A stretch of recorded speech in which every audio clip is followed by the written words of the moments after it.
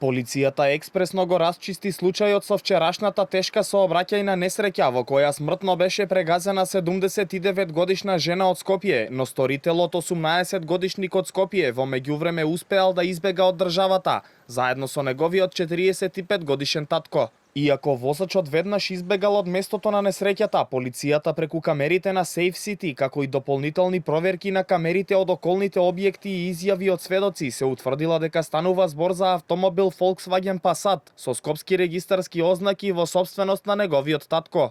Возилото е пренајдено пред домот на собственикот, а тамо е затекнат СС кој е приведен во полициска станица и со него е извршен службен разговор. Утврдено е дека возачот СС и неговиот татко БС со помош на ШП и АЈ од Скопје ја напуштиле државата во текот на вчерашниот ден.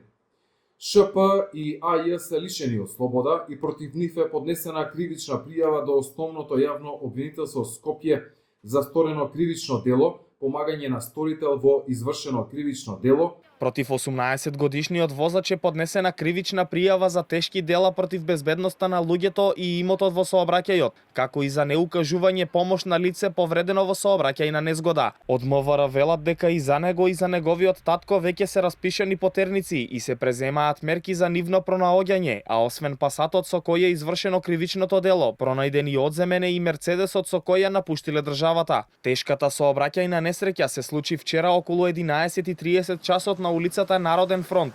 Жената итно беше префрлена во ургентниот центар, но за жал поради тешките повреди почина по неколку часа.